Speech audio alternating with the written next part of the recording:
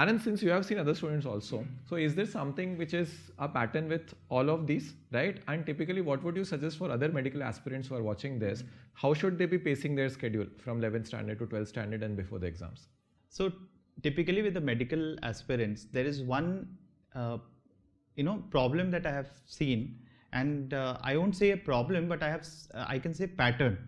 And that pattern is that they practice lot of questions.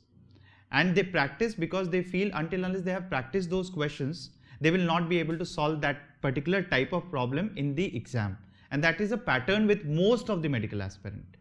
And that is, I won't say is a right pattern, because once you start getting habituated to that, then psychologically, for every exam, you feel that you have to practice a lot of questions. And that is almost putting you in a cycle, which is a catch-22 situation, and you're never able to come out of it. So it's always better to focus on the concepts, and then definitely at the end, if you remember the formula, it will fasten up your speed in the exam, but it will solving a lot of problems will not help you.